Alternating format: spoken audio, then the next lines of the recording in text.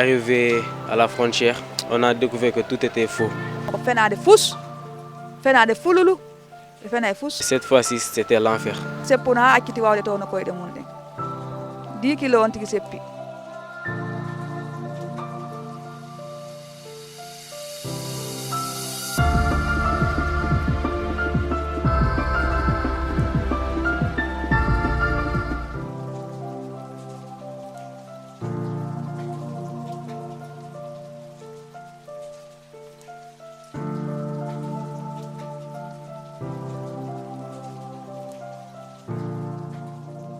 Dakar, capitale du Sénégal, un pays frontalier à la Guinée où vit une forte communauté guinéenne.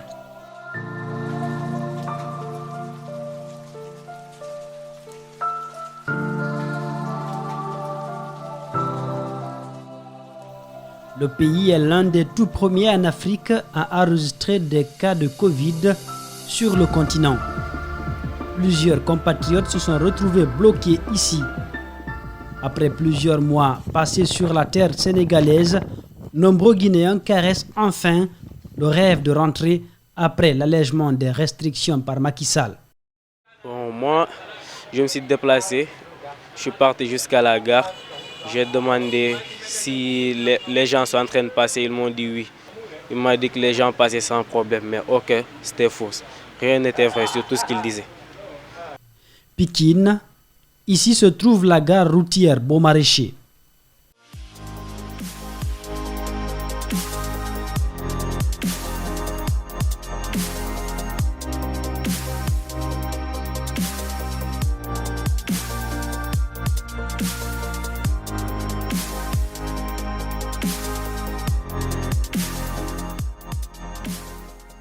C'est là que la plupart des candidats à cette traversée clandestine rencontrent les passeurs.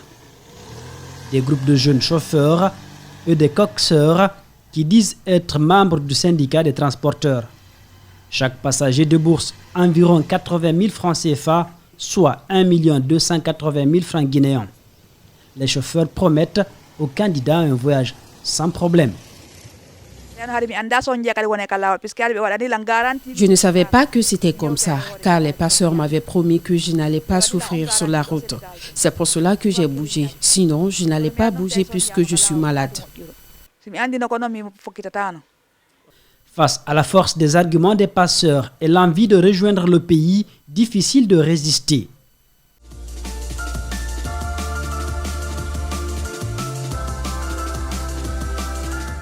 Chacun dit avoir une obligation qui le pousse à rentrer en Guinée, peu importe la manière.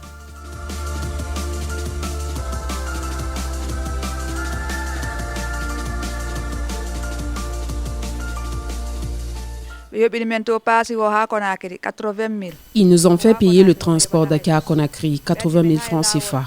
Ils nous avaient promis qu'on n'avait plus rien à dépenser sur la route. Mais arrivé à la frontière, ils nous ont remis chacun 15 000 francs CFA, alors que cela était insuffisant pour le retour. On nous avait dit qu'on prend le bus jusqu'à la frontière, après on prend des motos, puis on prend le taxi jusqu'à Conakry. Mais bon, arrivé à Linkeri, on a pris des motos. Bon, j'ai vu qu'ils rendaient à chacun 15 000. Mais moi et un de mes gars, on n'avait pas reçu notre argent parce que les gens disaient qu'ils s'étaient trompés, des trucs du genre. Mais finalement, c'est certains passagers qui nous ont aidés. Après, même ce qu'ils nous avaient donné, c'était incomplet. Finalement, moi, j'ai appelé ma mère pour qu'elle me donne de l'argent. L'autre gars aussi, il a fait pareil. On lui a envoyé de l'argent pour compléter son transport. C'était pas du tout comme il le disait. C'est tout à fait le contraire. Avant leur départ, la plupart de ces Guinéens qui souhaitent rentrer au pays, malgré la fermeture des frontières terrestres, savaient sans doute que le chemin n'allait pas être facile. Mais tous nous ont confié qu'ils n'imaginaient pas que ça allait être compliqué au point de risquer leur vie. On a trop marché, on a aussi emprunté des motos. Moi, je suis même tombée et je me suis brûlé le pied. On a perdu des bagages, des gens se sont blessés, beaucoup. Si je me mets là à m'expliquer, même, je ne vais même pas finir parce que c'était très difficile même. On s'est perdu vers 18 heures comme ça dans la brousse. On a repris la route vers 23 heures. Donc comme on ne pouvait pas partir directement, il y a des jeunes qui nous ont proposé d'aller nous reposer dans le village d'abord pour prendre la route le lendemain. Finalement, on a fait, je crois, 3 jours sur la route. C'était très difficile. Vraiment. Juste en venant, avant même de prendre la voiture, les gens nous disaient que la route était ouverte, il n'y avait pas de problème ni rien. Mais arrivé à la frontière, on a découvert que tout était faux. On a souffert, trop souffert même. C'était très difficile. Avec cette fermeture des frontières terrestres, toutes les routes et autres déviations permettant de quitter le Sénégal pour rejoindre la Guinée sont bloquées.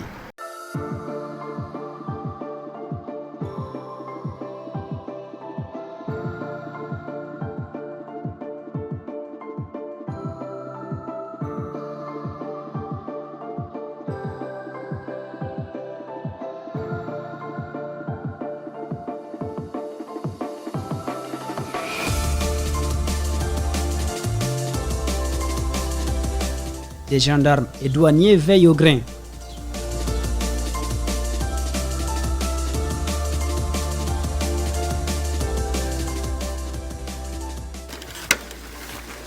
Il faut donc utiliser des motos, des vélos et marcher. Marcher sur une dizaine de kilomètres en brousse pour éviter de se faire repérer.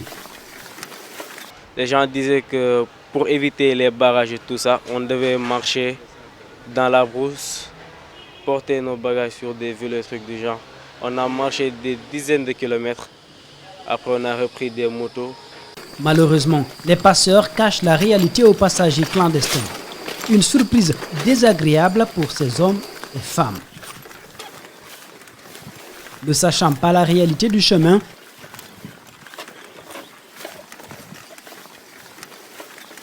certaines n'hésitent pas à tenter l'aventure avec des enfants et des bagages, comme on le voit sur ces images amateurs. Ce sont des menteurs. Ils ne peuvent pas te faire voyager sans souffrance. Tu vas beaucoup souffrir. Si tu ne veux pas souffrir, ne passe pas par cette route. Mais si tu veux souffrir, viens.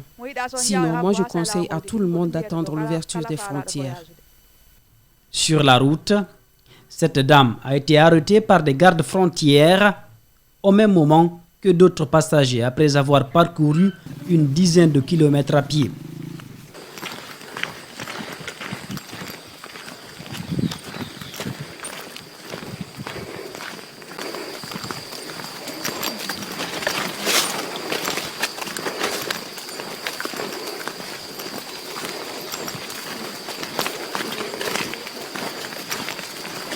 Le bruit des motos a sans doute alerté les gendarmes qui sont cachés un peu partout dans la jungle.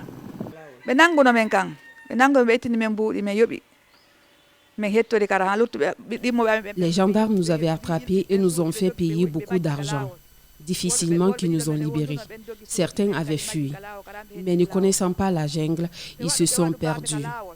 2 hommes, difficilement, ils ont retrouvé la route.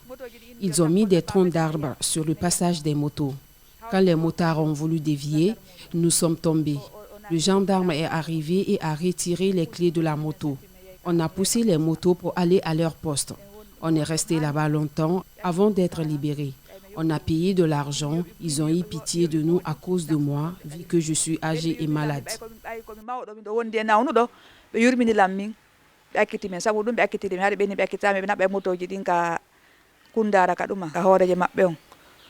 Et pour éviter de se faire repérer, il faut donc embarquer les bagages sur ces vélos et marcher, sans faire de bruit.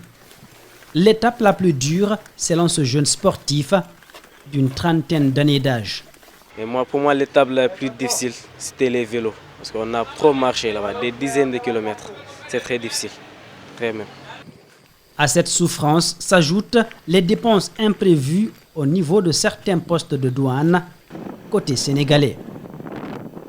Selon nos interlocuteurs, les agents facilitent le passage contre quelques billets de francs CFA. Côté sénégalais, on a trop payé. Je crois que moi côté sénégalais, j'ai payé 5 000 francs CFA. 5 000 francs CFA. Oui, j'avais des papiers sénégalais et tout. Après, nous ont dit que vu que je suis sénégalais, je dois payer 5 000 francs. Sofejo Fernando Langon ko jiwo go yawno ka garvati ton fokkitiɗo hella ka village way ton e Sénégal ton. Le chauffeur qui m'a menti a rencontré ma fille et lui a dit qu'il peut nous aider à revenir en Guinée si on paye 80 000 francs CFA. Mais c'est un menteur.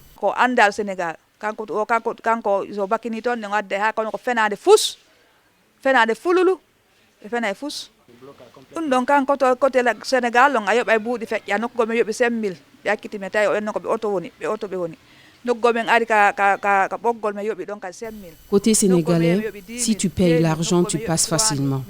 On a payé à plusieurs niveaux. 5 000 francs CFA, 2 000 francs CFA et 3 000 francs CFA. Ces dépenses ne font pas partie des 80 000. Arrivés à la frontière, les passeurs nous ont retourné 15 000 francs CFA pour qu'on prenne véhicule pour arriver à Conakry, alors que c'est insuffisant.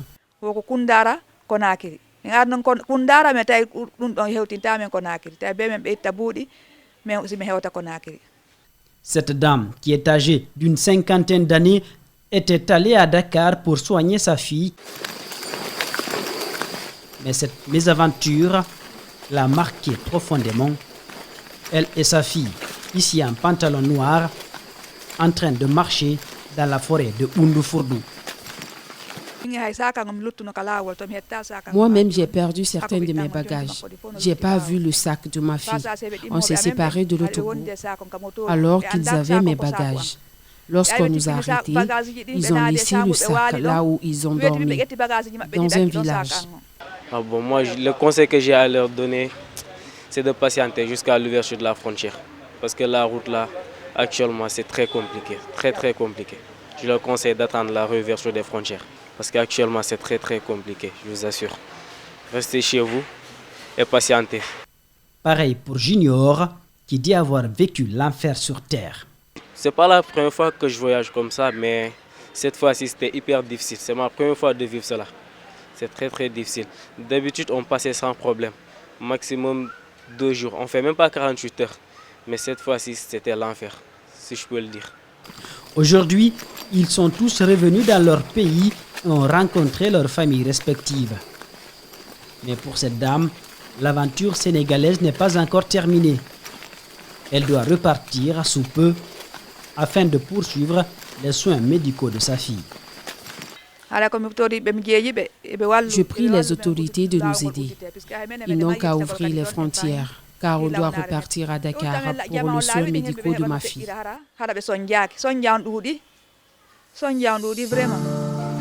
Les frontières terrestres sont, elles, restées fermées plusieurs semaines après la reprise du trafic aérien.